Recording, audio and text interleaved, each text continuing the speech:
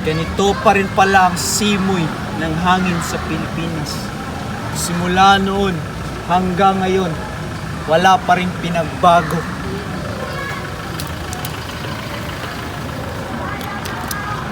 Hola, Don Crisostomo Ibarra. Maligayang pagbabalik sa Pilipinas. Kumusta ang iyong biyahe? Hola, Kapitan Tiago. Ayos lang naman.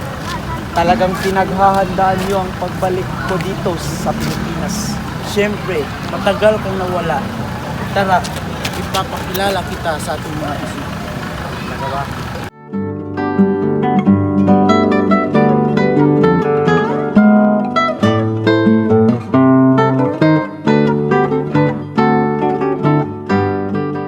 Binibini, maaari ba ako magpahinga dito?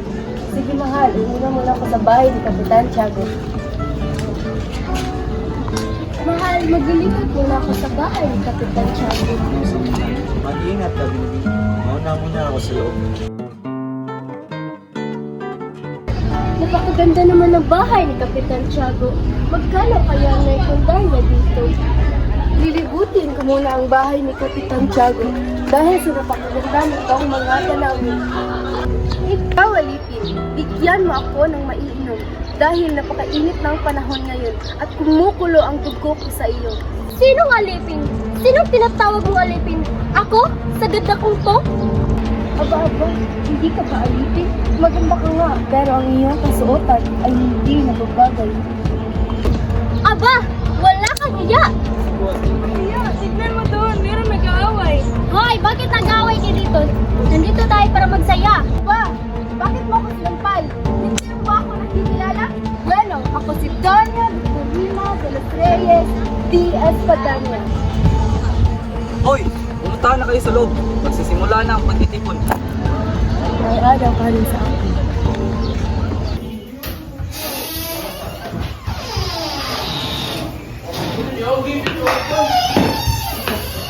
Magandang hapon sa inyong lahat. Nais ko munang ipakilala ang aking kasama na si Don Crisostomo Ibarra. Galing siya sa Europa. Kapitan Tiago, sino tong mga to? Ipapakilala ko sa iyo ang ating bisita ngayong hapon. Siya si Tia Isabel, ang aking si Doña Consolacion, si Senyor Guevara, si Doña Victorina, at si Padre Damaso. Noches mga amigos at sa matalik na kaibigan ng aking ama na si Padre Damaso. Ikaw pala yung anak ng yumaong si Don Rafael Ibarra. Nais ko lang sabihin sa iyo na kailanman hindi kami naging matalik na kaibigan ng iyong ama. Kumusta naman pag-aaral mo sa Europa, Don Crisostomo? Mabuti naman po, Kapitan Tiago. Hindi lamang kaalaman ang aking natutunan doon. Bagkus kundi ang pamumuri ng mga taong nakasalamuha ko. Likas pa rin mangmang ito at tamad mag-aral. Ikaw, Ibarra, nais mo bang mapabilang sa kanila? Pasensya at ako lilisan na. Maraming salamat, Senyor, sa pagyayano ng pagsasalo nito. Sandali lang, Crisostomo Ibarra. Paparating pa lamang dito si Maria Clara. Susunod na lang ako at marami pa akong gagawin sa araw na ito. Sandali lang, Ibarra. Mag-iingat ka. Baka mangyari sa iyo ang nangyari sa iyong ama. Bakit? Anong alam mo sa pagkamatay ng aking ama? Wala ka ba talagang nalalaman? Patid ko ng iyong ama ay namatay sa loob ng bilangguan. Sa bilangguan, nakulong ang aking ama. Baka ikaw ay nagkakamali lang. Hindi ako maaaring magkamali. Dahil patid ko na ang iyong ama ay namatay sa loob ng bilangguan. Napagbintangan siya ng isang irihi at filibustero ni Padre Damaso.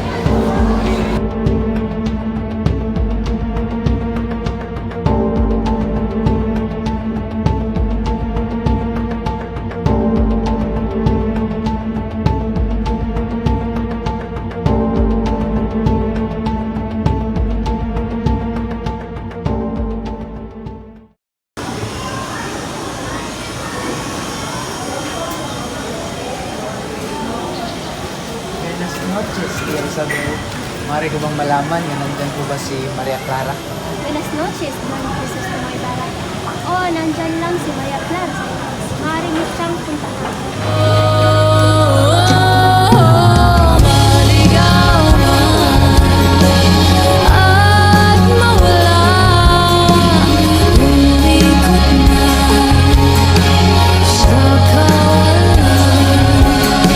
Sa bawat kailan, sino't saan, ikaw lamang na kasagutan.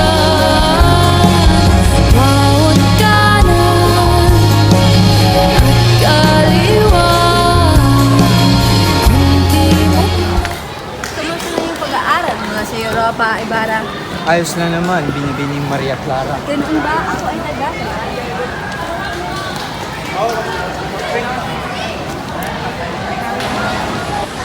Akala ko nakalimutan mo na ako. Marami pa ng babae sa Europa. Kailanman hindi kita makakalimutan. Tulad na may nasasalit pa rin ako sa pag-ibigan natin. Alam mo ba, mahal ko, nung bata pa tayo, ikaw lang ang aking ibig na sobra-sobra. Ganun din ako, mahal ko. At para akong isang surprise na kapag nakikita kita, para akong natutunan sa taglay mong kagwapuhan. Ngunit, sa kasamaang palad, ikaw ay naglakbay patungong Europa upang mag-aral. At wala na tayong connection sa isa't isa. Huwag kang mag-alala, mahal kong Maria Clara. Isinusumpa ko kahit magkalayo man tayo, ikaw pa rin ang aking iibigin.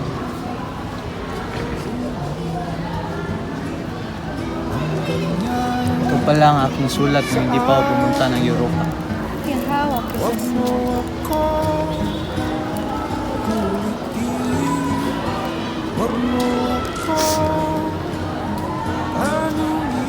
Napakaganda nito, Crisostomo. Ang iyong mga sulat nagpapaantig sa aking damdamin. Patawag kung hindi ko ito agarang nabasa. Nung hindi ka pa pumunta sa Europa, agad kita na-miss dahil hindi ko to mga nabasa yung mga siyap. Akala ko wala kang paki sa akin, pero meron. Na-miss kita, Ibarra.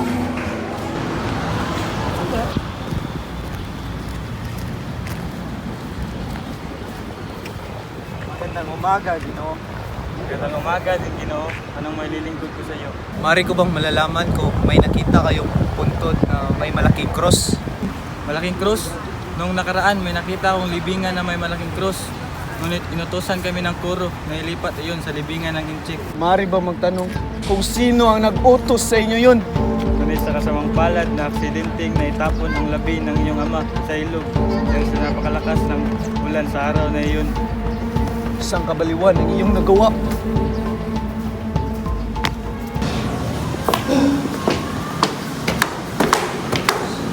Buenas noches, Padre Sanre.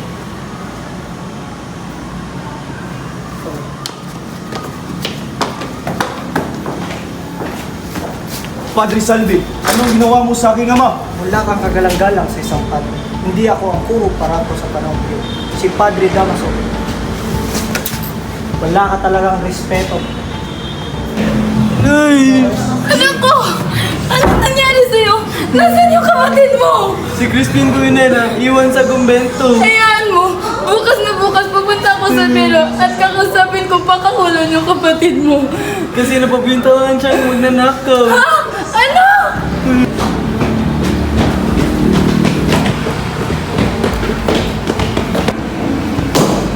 Labas! May ninakaw mo! Sabi ni labas nga eh! Matigas ka ha!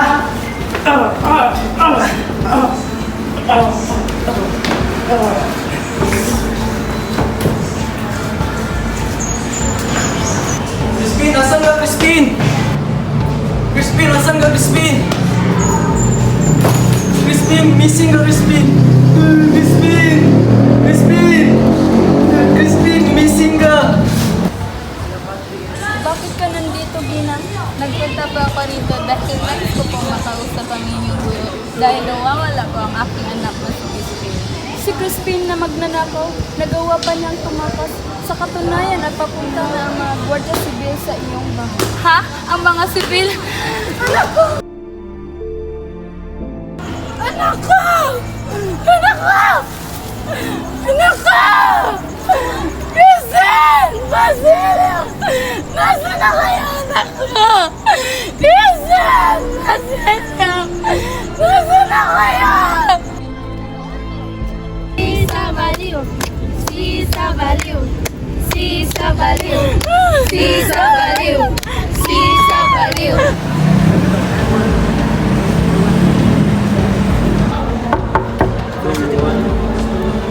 Doon gusto mo, Tar. Mag-ingat ka doon gusto mo, Tar. Dahil ang aking lalaban, katatangkas lang patayin ka. Maniwala ka sa akin. Ako ay iyong kapalaran. Salamat, Elias.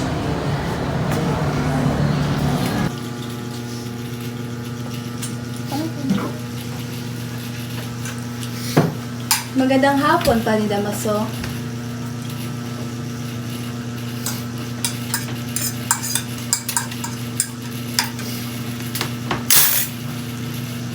Kamusta na pala yung labi ng iyong ama, Ibarra? Sa dagat ba siya napadpad? Huwag mong inusultuin ang aking ama. Ako na lang. Huwag na siya. Tama na yan, mahal ko. Pakisapa na lang sa akin. Huwag mo nang buhatan ng kamay si Padre Damaso. Paunmanhin, Maria Clara.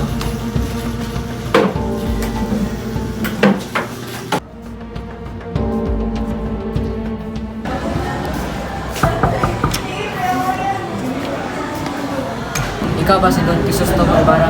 Maaari ka bang hintayin sumama sa amin? Bakit? Anong nagawa kong kasalanan? Ikaw ang tinuturing ang nagsimula sa pag-asa ng Gwardiya Sibil. Wala akong alam dyan, senyor!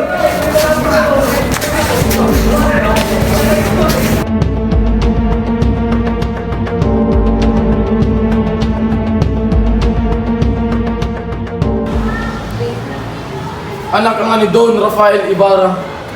Pareho kayong nagmamataas. Kaya hindi na ako mapakali na makita ang iyong labi sa dagat. Gaya ng iyong ama. Huwag mong dadamayin ang aking ama. Dahil kung titimbangin, kayong mga praile, mas masahol pa kayo sa aso!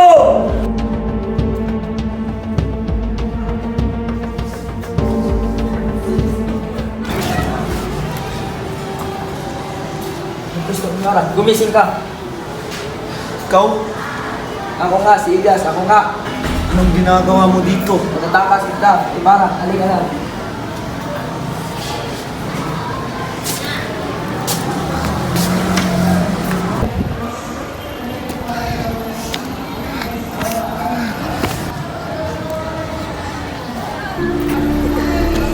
Maria Clara! Isoso mo, paano ka nakatakas? Maria, tinulungan ako ni Elias ng mga takas. Huwag kang mag-alala. Tatapusin ko lang itong bulong ko. At pangako ko sa iyo, babalikan kita. Ibarra, tara na. Nandito na ang Gwardiya Sibil. Maria, babalikan kita, mahal ko. Ako din ay maghihintay sa iyo, Isoso mo!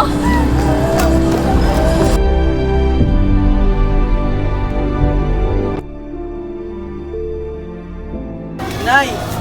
Inay! Inay! Basilio. Oo, ako to, si Basilio. Inay! Inay! Inay!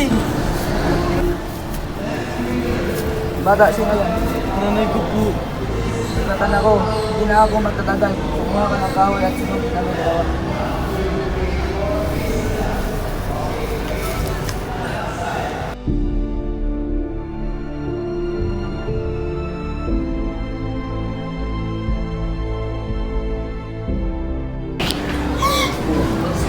Ama, nasaan na si Crisostomo, Ama? Nasaan na siya? Tahan na anak, alam kong maayos lang si Crisostomo Ibarra. Maria Clara! Maria Clara! May masamang balita kaya hindi ko masabi sa'yo. May ikaw na bumasa.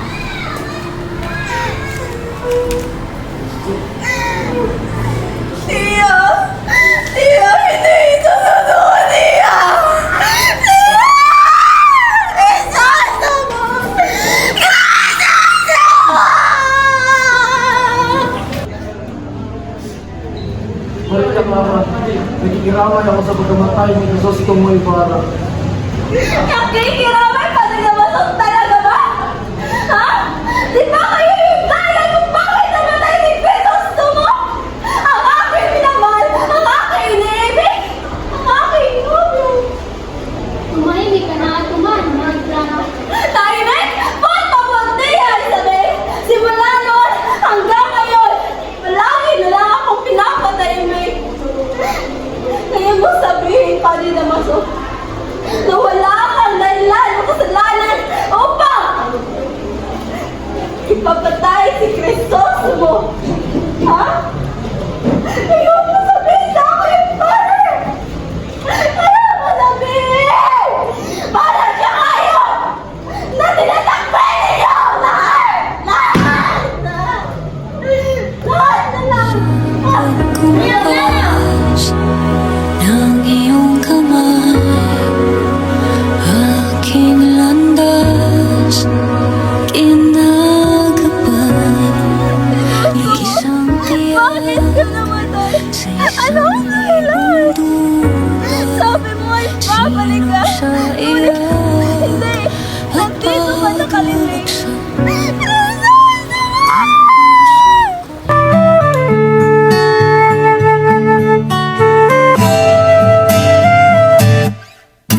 Tungalay kong arana para sa dalagang walang kasing ganda.